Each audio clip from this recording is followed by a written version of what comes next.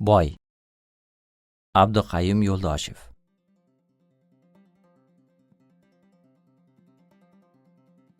Oddiygina ko'klam kunlaridan birida O'zbekovul cho'ponsiz qoldi. Gap shundaki, 20 yil mobaynida bu kasbni halol va beminnat ado etib kelgan Norboy bobo tuman ijtimoiy ta'minot bo'limiga qatnay axiri bir amallab qarilik nafaqasini to'g'irlab oldi-yu, o'zining ham rosa joniga tegib yurgan ekanmi, ko'k hangisini shu kunning o'zida arzon garovga sotib yuborgach, endi ko'liksiz qolganini, yayov yursa oyog'i og'rishini ro'kach qilgancha, "Olat oyog'imni kimga bersalaring beraveringlar, meniki endi bo'ldi" degan qat'iy qarorini e'lon qildi. Oldingdan oqqan suvning qadri yo'q. Shu kunga dovur aksariyat raiyat "Sen ham odammisan?" deganday andak yuqoridan kelib qaraydigan, to'y ma'rakalarga, qo'noqlar oldiga ham chaqirilavermaydigan, bayramlarda yo'qlanmaydigan Norboy boboning qadri bir kunda bilindi qoldi. Yam-yashil qirda mollarni surnay chalib boqib yuradigan, cho'ponlik tayog'ini faxr ila o'z sulolasi vakiliga topshiradigan cho'pon faqat kinolarda, tuzsiz teleko'rsatuvlarda yoinki bachkana gazeta maqolalarida bo'ladi. Voqelik esa sal boshqacharoq. Ma'lumki, O'zbekovulda mol boqiladigan maydon tobora kamayib bormoqda. Bu esa cho'ponning boshiga it azobini soladigan darajadagi muammolarni qalashtirib tashlamoqda edi. Misol uchun, keyingi 3-4 yil ichida dalaga adashib kirib ketgan mol hech qanday gap so'zsiz so'yilib, go'shti davlat hisobiga o'tkazib yuborilardi. Tabiiyki, bu mol uchun javobgarlik cho'ponning zimmasida. Ana endi janjalni ko'ring. Egasi "To'la" deydi. Cho'pon o'zini aybsiz qilib ko'rsatishga urinadi. Bunaqangi bosh og'riqlar istagancha, hatto keragidan ortiq darajada topiladi. Xullas, qishloqni kuniga bir chimdim bo'lsa ham ko'k o't yeb, quruq o't somondan chiqib ketgan mollarning ayanchli o'kirishi tutib ketdi. Ne kelinchaklar o'roqni qo'ltiqqa qisib dalaga jo'nab borishgan, egilib bir tutam o't yulib kelishni o'ziga or sanagan ne erkaklar uylaridagi zaifalarining achchiq tiziq ta'na dashnomlariga chiday olmasdan choponning barini qayirganlaricha choyxonaga qochib chiqishgan. Har ne bo'lsa-da, ushbu mushkul vaziyatdan chiqib olmoqning yo'lini qidirmoq va topmoq joiz edi. Yoshlar tayoq ko'tarib, osh halol yig'ib yurishdan or qilishadi. Keksalarning esa barisiga vazifa taqsimlab bo'lingan. Kim jarchi, kim dallol, kim yozg'uvchi, kim bitmaydigan joyni ham bitirib qaytadigan sovchi, kim ellik boshi. Choyxonadagi yig'in ertalabdan to namoz shomgacha davom etdi. Birovlar nomzod ko'rsatishdan charchamadi. Boshqalar esa 1001 asosli dalillar bilan ularni rad etishdan. Haligi o'z nomzodini qaytib oluvchilar bor-ku, ularning soni ham 15larga borib qoldi-yu. Aloha 5-marta qaynatilgan ulkan samovar bo'shashi arafasida aksariyat yakdil bir to'xtamga keldiki, cho'ponlikka Abdurahim Qattiqning kenji o'g'li Xo'roz Duxyoldan munosib odam yo'q. To'g'ri, avvaliga Abdurahim tog'aning o'zi qattiq oyoq tirab turib oldi. Lekin sovchilikka boraverib, tili ipakday eshilib ketgan Eshvoy merganning so'zamonligi shu yerda qo'l keldi. "Menga qara, Abdurahim jo'ra", dedi mergan salmoqlanib. "Ovulda kamida 200 ta qora mol bor. Ana, kattalarniki shulardan 40 tasi deylik. Shunda ham 160 tasi qoladi. Narxni oshirmasang ham oyiga 2 qop unning puli shundaygina kissangga tushib turibdi-da. 2 qop un-a?" Merganning chuqur mulohazali nutqi, ayniqsa 2 qop un borasidagi hisob-kitoblari oxir-oqibat Abdurahim Qattiqni taslim etdi. Yig'in tugab, mushkul vazifani sharaf ila ado etganidan mamnunlik tuygan ovul faollari ko'kraklarini kerganlaricha uy-uylariga tarqalishar ekan, biz fursatdan foydalanib voqeamiz qahramoni bo'lmish Xo'rozqul xususida muxtasar ma'lumot berib o'tsak. Vaqtida to'ylarda aroq to'la kosaga non to'g'rab yeyishi bilan mashhur bo'lgan Abdurahim Qattiqning kenji o'g'li aqlan sal zaifroq bo'lib o'sdi. Ovulimizda Dovdir, Mirov, qisqasi jinni ma'nosini bildiradigan Duxyol laqabi ham Xo'rozqulga shu sababli taqalgan. Bola paqir maktabni ham yolchitmadi. Bir amallab hijjalab o'qishni, pul sanashni o'rganib olgach, 3 yo 4 sinfda edi shekilli, xullas maktab bilan xayr ma'zurini ham nasiya qilgancha ota ko'rsatmasiga binoan o'zini uy ishlari-yu tomorqa parvarishiga urdi. Shundan buyon faqir kishi panada, qabilada, el ko'zidan yiroqda, jimgina kunini ko'rib yuradi. Xo'rozqul yosh bolalar uchun yaxshigina ermak edi. Tez-tez shumtakalardan birontasi devorga chiqib olib, hovlida timirskilanib yurgan qahramonimizga qarata "Xo'roz!" deb qichqirib qolsa, Xo'rozqulimiz darrov shu tarafga o'giriladi-da, xuddi osh yeyotganday o'ng qo'lining barmoqlarini juftlab, katta ochilgan og'ziga olib borgancha aylantiraverardi. Mabodo chaqiruvchi yana bir marta "Xo'roz!" deb qolsa bormi? Tamom, qahramonimiz butkul jo'shib ketgancha, endi qolgan 5 barmog'ini ham og'ziga yaqin olib borgancha aylantiraverardi. Oradan ne fursat o'tib, mashg'ulotini tugatgach esa zo'r ishni uddalab, endi qonuniy olqishini kutayotgan bolakayday irshayib turaverardi. Ushbu naqlimiz muqaddimasida yo 19 dan 20 ga yoinki 20 dan 21 ga o'tgan Xo'rozqulimiz shunaqa bola edi. Ovul faollari yig'inida balki qahramonimiz ismi mutlaqo tilga olinmagan ham bo'lardi. Biroq tasodifni qarangki, bir oycha burun to'ppa to'sindan Xo'rozqulning ismi juda mashhur bo'lib ketgandi. O'zbek ovulining bosh hisobchisi Zikr Tirriqning xotini Gulafzal checha qo'shni qishloqdagi opasining uyidan mo'ljaliga qaraganda 2 kun ertaroq qaytadi va markazga bir haftaga hisob topshirishga ketaman degan erini uyda yana begona bir ayol bilan bemalol oshxo'rlik qilib o'tirgan holda ko'radi. Xotinining ayuhannos solib mehmonning yuzini tindalashga chog'lanayotganini ko'rgan hisobchi jon holatda oraga tushib shoshganidan bo'lsa kerak, "Bu meniki emas, buni men Xo'rozqulga olib keldim" deb yuboradi. Shu ovulda biron begona qiz juvonning sharpasini ilg'ab qolishsa bas, odamlar "Bu xonim Xo'rozqulga tegishli-da" deya qochiriq qilishga tushardilar. Har yomonning bir yaxshi tomoni bor deb bejiz aytishmagan. Tabiat qahramonimizni aqldan qisgani bilan kuch-quvvatdan rosa siylaganmi yoxud bola bechora hovlida timirskilanib yuraverib siqilib ketgan ekanmi, ishqilib keng dalaga chiqdi-yu orqasi yer iskamaydigan bo'ldi. Bitta tinim bor. Ha ana, boring, qurt qumursqa-yu qush darrandada tinim bor. Bizning Xo'rozqulda tinim yo'q. Pichoqda o'xshatib ishlab berilgan ola tayog'ini yelkasiga tashlab olgancha goh podaning boshida paydo bo'lib qoladi, goh oxirida, goh o'rtasida. Hatto tol-tush pallasi ham sigirlar yaydoq dalada erinibgina kavsh qaytarib yotgan mahal ularning orasida cho'ponimiz kalita burab qo'yilgan qo'g'irchoqday pitirlab yurganini ko'rish mumkin edi. Ahlovul "Nihoyat cho'ponga yolchidik-da" deya yengil nafas oldi. Haytovur bu yoqda rayyat xursand. U yoqda oyiga 2 qop unning pulini qurtday sanab olayotgan Abdurayim qattiq. Orada Xo'rozqulimizga ham u bu tomib turadi shekilli. Kunda kunora 10 barmog'ini og'zida aylantirib, ming qo'yli boyday irshaygan. Kamdan kam uchraydigan voqelik, ya'ni har uchala tomon ham bir-biridan rozilik tuyib, ahil totuvlikda kechirilayotgan kunlarning birida oshdan tosh chiqib qoldi. Buni endi to'ppa to'sindan tosh deb ham atab bo'lmaydi. Deylik, dastavval yumshoqqina bir nima edi. Bora-bora qattiqlashdi. Nihoyat toshga aylandi. Xalq baribir donoda. Bunday paytlari soddagina qilib "Ko'rmaganning ko'rgani qursin" deydi, qo'yadi. Juda tushunmasangiz 7 ishton kiyibdi deb qo'shib qo'yadi. Kim ekanligini endi hech bir o'zbek ovullik aniq aytib bera olmaydi. Har qalay molini tekin boqtiradigan rahbarlardan birovi bo'lsa kerak, ertalab podaga mollarini qo'shishga olib chiqqan mahal jafokash cho'ponimiz sha'niga 1-2 maqtov so'zlarini aytish va uning yelkasiga otalarcha g'amxo'rlik ila qoqib qo'yish bilan kifoyalanmay, qo'liga bitta ilvirab qolgan 1 so'mlikni tutqazadi. Xo'rozqulning deng boshi osmonda, tilla topgan gadoday ko'ringanga 1 so'mligini ko'z-ko'z qilib irshaygan. Har qalay oylik pulni otasi yig'ib olish sababli qo'li pul ko'rmay yurganda bechora. Hay mayli, ko'ngilda. Ushbu hodisot balki o'z-o'zidan unutilib, barham ham topib ketardi. Ammo saxiy amakimiz chog'roq bir davrada o'z xotam toyligini pisanda qilib o'tishni uddalaydi. "Shu", deydi amaki salmoqlanib tebrinarkan. 3-4 bor mashq qilib, rosa hadisini olgan muruvvatkorona ohangda. "Anchadan beri Abdurayim qattiqning cho'pon o'liga har kuni 3-4 so'mdan berib turaman. Baraka topsin. Bola baqir bizning siyirlarni bir boshqacha to'ydirib, sag'rini yaltiratib qo'yaydi.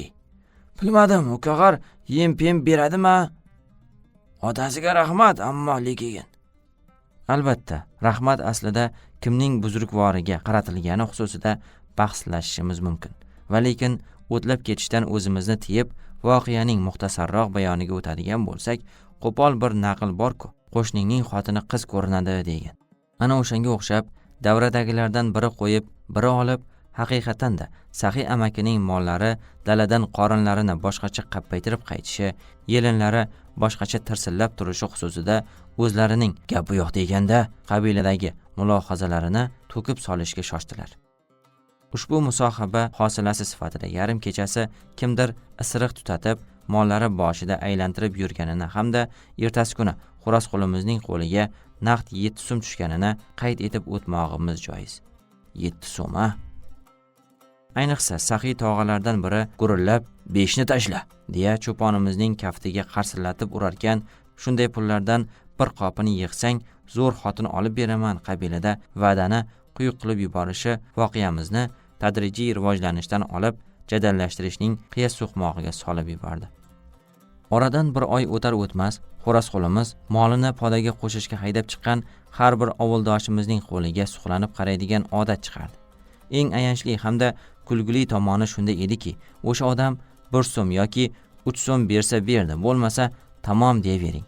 Hali qo'li qisqalik qilganmi, xasislikmi, buning farqi yo'q. It tinadi, bit tinadi, qurt qumursqa tinadi, qush darranda tinadi, bizning Xo'rozqul tinmaydi. Ola tayog'ini azod ko'targancha aynan o'sha pul bermaganlarning molini tirqiratib quvaveradi.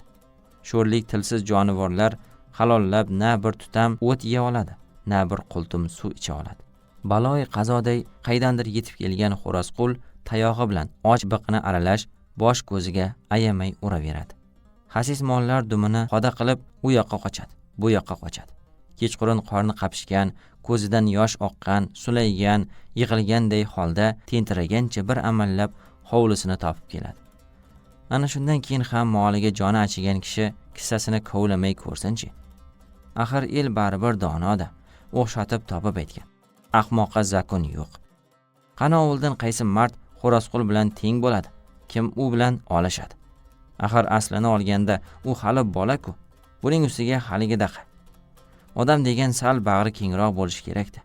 Qo'yinglar, undan ko'ra beringlar o'sha el qatori ataganlaringni. Quloqimiz tinch bo'lsin, molimiz ham. Alqissa yig'ila 1 so'mlik, 3 so'mliklardan bir unqob to'ldi. Xo'rozqul xotin borasida dono maslahat bergan tog'asini yetaklab bordi-da, xazinasini ko'rsatdi. Donishmand tog'a sarg'aygan mo'ylovini silab bir chuqur o'ylarga toldi. So'g'in nechukdir yangi xrom etigida qopni 3-4 bor tepib ko'rib, nelarnidir chamaladi. Aloha jamg'armadan bir qism olib, kitel shimining chuqur cho'ntagiga solarkan, "Bu tog'a bachchalaringga" deya izoh bergan bo'ldi-da, nihoyat jiyaniga ikkinchi qimmatli maslahatni berdi.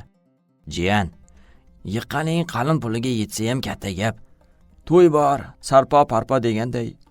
Xotin olaman desang, sen endi 10 talik, 25 talik puldan yig'." Aytilgan so'z otilgan o'q. Oqil jiyan irshayib kuldi. "Jiyaman" dedi. "Jiyaman."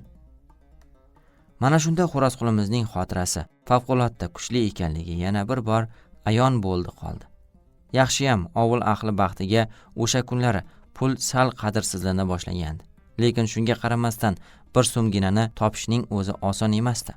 Shuning uchunmi Xo'rozqul sal insofga kelib pastroq tushdi va Xudoning bergan kuni emas, hafta 10 kunda mol egalaridan 10 so'mlik, 25 so'mlik ko'rinishidagi soliq olib turadigan bo'ldi.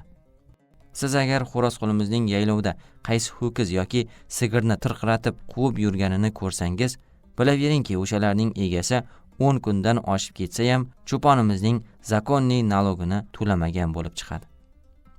Yanglishish haqida esa gap ham bo'lishi mumkin emas edi. El adashsa adashar, lekin bizning Xo'rozqulimiz adashmaydi. Yil oxiriga borib ovulda boquvga olib chiqiladigan mollar tuyog'i deyarli 2 barobarga kamayib ketdi. Xo'rozqulning ko'nglini ovlashdan charchagan yoki bunga qurbi yetmay qolganlar asta-sekin mollarini uyda boqishga o'tdilar. Xuddi o'sha kunlari men g'alati bir xabar eshitib qoldim. Aytishlaricha, Xo'rozqul sudxo'rlik qila boshlabdi. Ya'ni ba'zi ovuldoshlariga ustamasi bilan qaytarish evaziga qarz bera boshlabdi. Elchilik, bunaqa odamlar hamisha chiqib turadi. Kimning to'yi bor, kimning ma'rakasi. Avvaliga bu gapga ishonmadim. Ammo Norqul brigadir ko'pchilikning oldida ko'zlarini katta-katta ochgancha, Abdurahim Qatiqning ulidan bir oyga 10 ming olib, 11.500 qilib qaytardim, deb turgandan keyin ishonmay qayga ham borardim. Eng qizig'i, Xo'rozqulning pulni tiyin-tiyiniga qadar aniq sanashi, foizni ham to'ppa-to'g'ri hisoblashi, aslo adashmasligi. Bu borada uncha-muncha hisobchilarni ham yo'lda qoldirib ketish haqidagi gap so'zlar edi. Ochig'i bu gaplarga unchalik parvo qilmadim. Bola paqirning ikkinchi iste'dodi ochilibdi-da deb qo'ya qoldim. Buning ustiga voqealar tafsiloti bilan to'liq tanishib o'tirishga fursatim ham bo'lmadi. Armiyaga ketdim. Oradan 1 yildan ko'proq vaqt o'tdi. Ta'tilga qishlog'imga keldim. Toshkent aeroportidagi taksichilar o'rtasida misli ko'rilmagan talashish-tortishish, siltovlar, do'q-po'pisalar, olib qochib ketishlardan bir amallab asrab qolgan katta jamodonim yonimda. Kayfim choq. Udda biron taksichi akamiz ham magnitofonni varanglatib qo'ygan.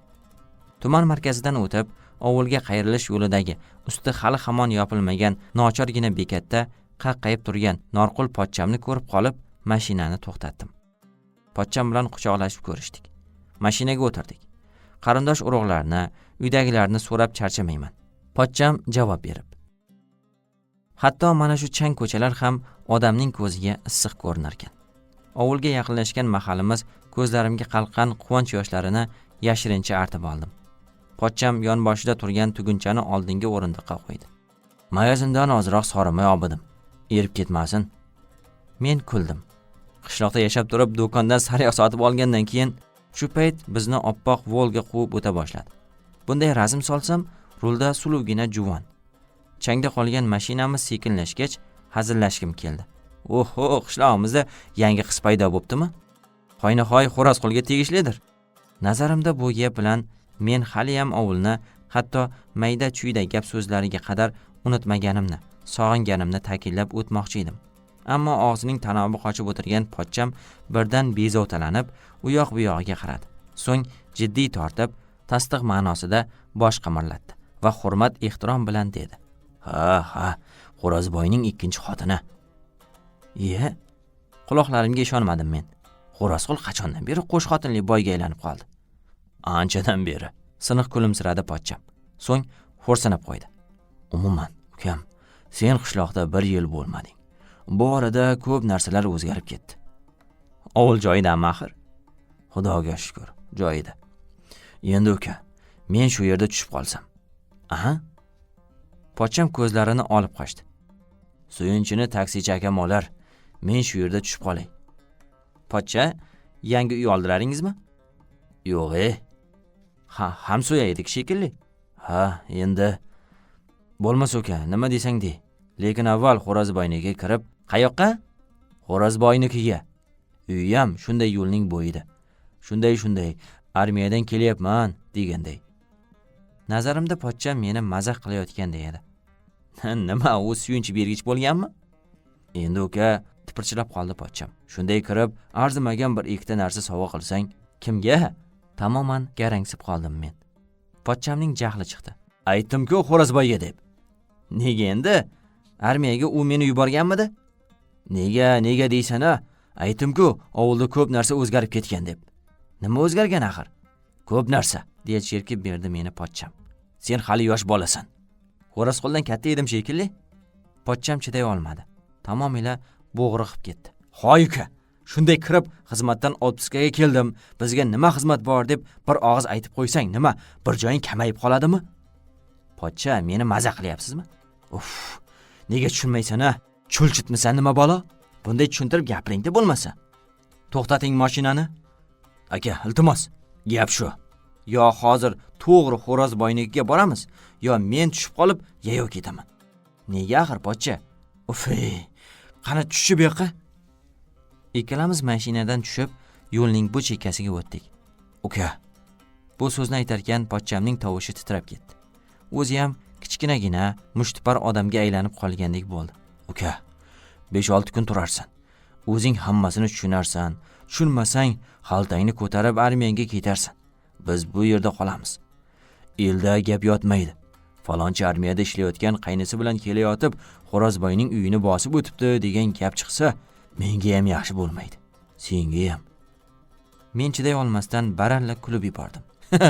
Siz jinnisiz pochcha, yo men. O'lay agar bir narsani tushungan bo'lsam. Pochcham yana tutaqib ketdi. Sen jinnimisan? O'sha yoqlarda stariklardan tayoq yeb berib, satrashini mazga bo'lib qolgansan. Ey musulmon, axir o'zbekchalab aytayapman. Shunday kirib, Xo'rozboy aka? Uff, yig'lagudek bo'ldi pochcham. Aytdim-ku, sen ketasan, biz qolamiz deb. Shunga nima bo'pti? Nima bo'pti deydi-ya yana. Ertan Xo'rozboy havo bo'lib qarzini so'rab tursa, yemdan chiqsa, moydan chiqsa, qanaqa moy? Moyda, oq moy. Moysiz ovqat pishirib bo'ladimi? Endi ovqatga o'tdingizmi, pochcha? Menga qara. Tushunmaganingni keyin tushunib olarsan. Hozir gapning qisqasi shu. Men bilan Xo'rozboynikiga borasan, yo men yayo ketaman. Agar o'zing ketadigan bo'lsang, bir-birimizni ko'rmadik. Tamom va salom. Uyingga borganda qaytadan ko'rishaman. Yo'q, pochcha.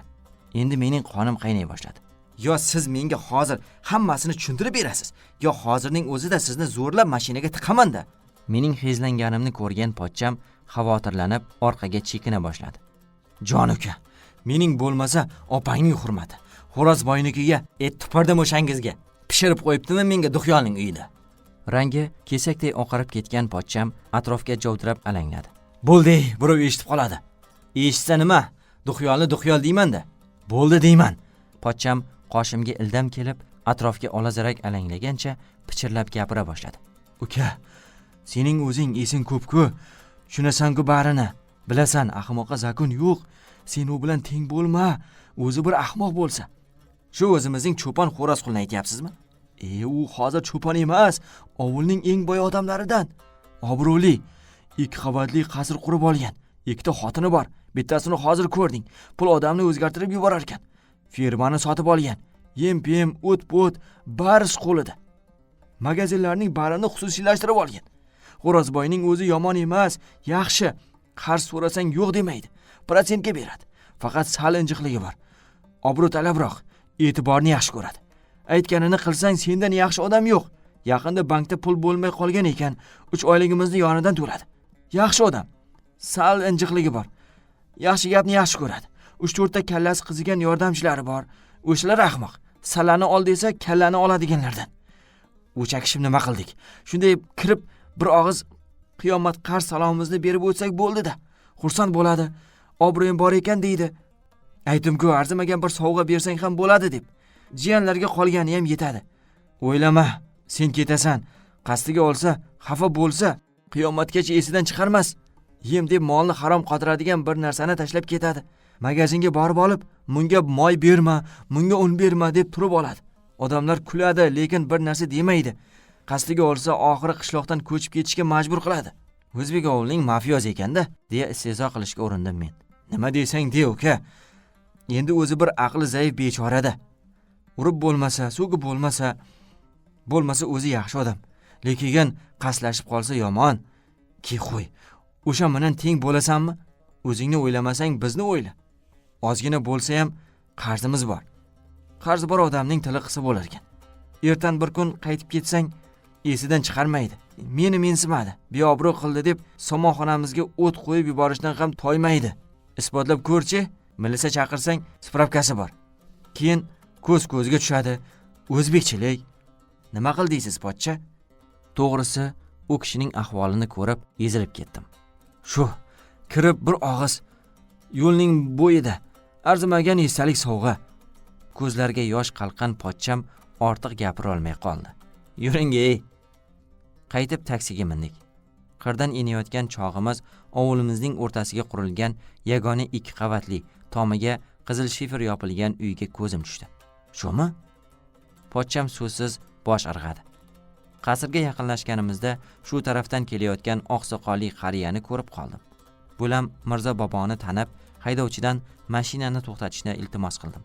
Yo'l chetiga o'tib, bizga diqqat bilan qarab turgan Mirzo bobo mashinaning sekinlashganidan niyatimizni ilg'adi shekilli, shosha-pisha qo'lini silkitib, Aslo to'xtamang. ishorasini qildi. Betma-bet bo'lganimizda ikkala qo'lini ko'ksiga qo'yib, muloyimgina tabassum qilib turgan bo'lam, Avvalo bu yoqqa qadam ranjida qilsinlar. deganday zo'r ehtirom ila qasrni ko'rsatib turardi. Endi qayoqqa yuray yigit, deya so'radi haydovchi. Pochcham shosha-pisha javob berdi. Ovulimizning eng boy, eng hurmatli akaxoni bor. Avval shu kishinikiga bir daqiqaga. Taksichi ma'qullab bosh irg'adi. Agar boy bo'lsa, albatta avval shu kishinikiga kirish kerak. Xo'sh yigitcha, nima deysiz? Tovushim negadir bo'g'ilib chiqdi. Haydang, xo'roz boynikiga. Pochcham yayrab ketdi. Sening bo'ladigan bola ekaningni bilardim.